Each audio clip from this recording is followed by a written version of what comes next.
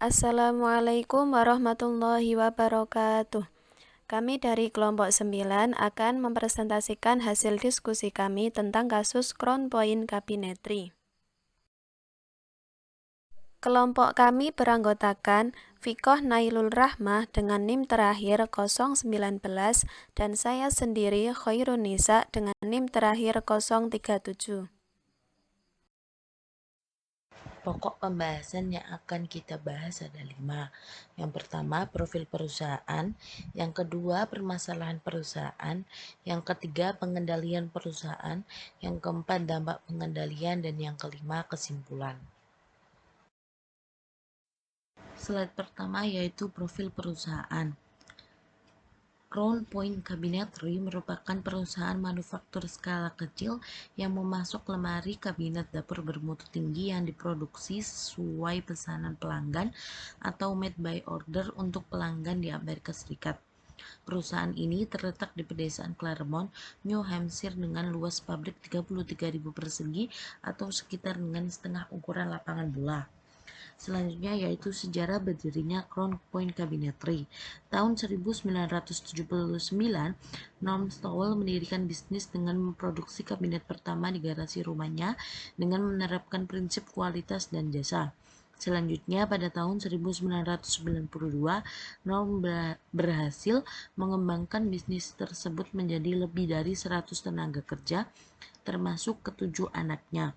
Salah satu putranya yang bernama Brian Stowell terlibat di dalam perusahaan ketika pendapatan perusahaan tumbuh secara substansial dan laba mengalami penurunan. Pada tahun 1993, setelah mendapatkan persetujuan dari saudara dan ayahnya dengan melihat minat Brian untuk menjalankan bisnis tersebut, akhirnya Brian diangkat menjadi CEO. Pembahasan yang selanjutnya yaitu permasalahan-permasalahan yang terjadi di perusahaan Crown Point Cabinetry.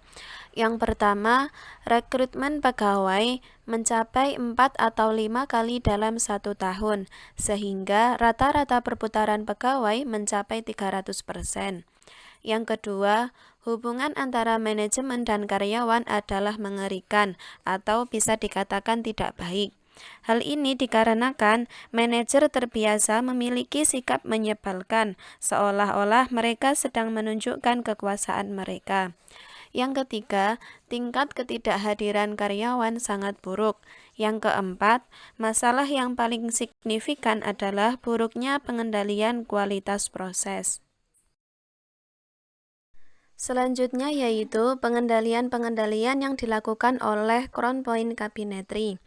Yang pertama, melakukan restrukturisasi karyawan berdasarkan kualitas kerja, sebagaimana yang dikatakan oleh Brian Stowell kepada karyawannya. Mulai sekarang, jika Anda tidak memedulikan kualitas dari awal, maka tidak ada pekerjaan yang tersedia untuk Anda. Akan tetapi, jika Anda peduli, Anda dapat bekerja di sini untuk seterusnya. Kemudian, manajemen dengan kritis mengevaluasi para pegawai berdasarkan pada kualitas kerja mereka. Dan pada tahun 1994 mengurangi pegawai dari 76 menjadi 53 orang. Yang kedua, menerapkan pendekatan manajemen berdasarkan tim. Becky Stowell, istri Brian Stowell, yang bekerja sebagai pegawai tetap pada tahun 1994 dan sebagai wakil presiden Crown Point pada tahun 2001, menawarkan solusi yang sederhana tetapi radikal, yaitu membuang lapisan-lapisan manajemen dan membiarkan pegawai memilih siapa di antara rekan-rekan sejawat mereka yang berharga untuk dipertahankan. Ia mengusulkan pendekatan manajemen berdasarkan tim yang memberdayakan pegawai dengan tanggung jawab pengambilan keputusan personalia maupun manajemen. Dan Departemen produksi diubah strukturnya menjadi beberapa tim yang masing-masing beranggotakan maksimum 12 orang, di mana rapat diselenggarakan setiap hari untuk memfasilitasi komunikasi, menampung keluhan, mengusulkan perbaikan kerja, dan menjadwalkan produksi. Yang ketiga, menerapkan program Termed Gain Sharing atau pembagian keuntungan bersyarat. Hal ini diusulkan untuk membagikan penghematan biaya tenaga kerja kepada para pegawai. Yang keempat, memberlakukan sistem penghargaan atau denda atas pesanan yang tertunda atau back order. Pada awal tahun 1998, denda sebesar $250 terhadap back order diterapkan pada jumlah total bonus pembagian keuntungan atas setiap pesanan yang tertunda. Namun, tidak ada dampak yang terjadi, sehingga denda dinaikkan menjadi $500. Lagi-lagi denda tersebut tidak berpengaruh secara signifikan.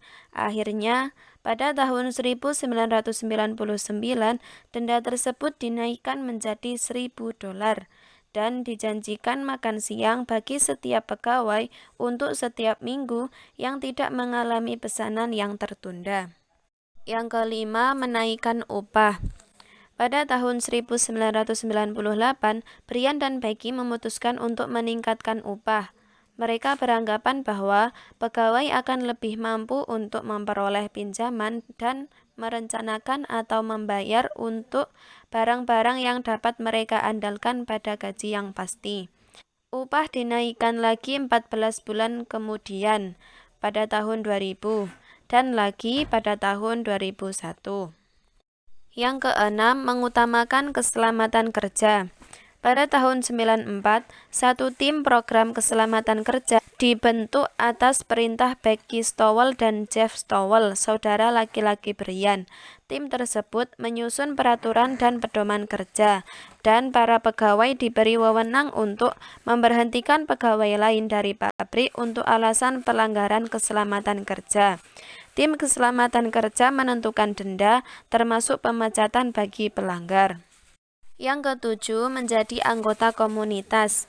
Crown Point beranggapan bahwa menjadi anggota komunitas merupakan bagian penting dalam menjalankan bisnis. Yang kedelapan, memperbaiki komunikasi. Brian memperkenalkan kebijakan pintu terbuka, mengunjungi bengkel secara teratur, mengenal seluruh pegawai berdasarkan nama, dan berpartisipasi pada banyak pertemuan harian tim produksi. Karyawan telah menggunakan kebebasan mereka untuk mengemukakan keprihatinan mereka kepada Brian.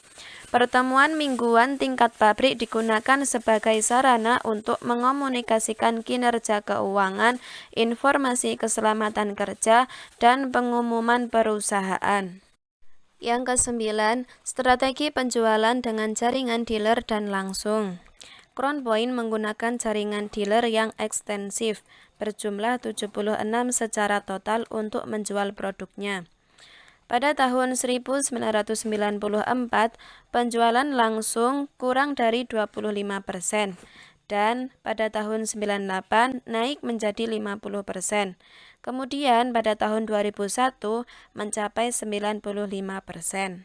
Ada juga pengendalian lain-lain yang dilakukan oleh Crown Point, yaitu sejak 93 menambahkan berbagai tunjangan.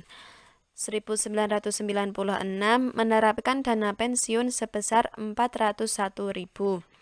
Program piknik tahunan, tempat duduk khusus di arena olahraga kota terdekat, program ski di kaki bukit, alat pembuat es krim dan pembakar jagung di ruang makan siang, dan program sarapan harian yang berkelanjutan dan diperluas.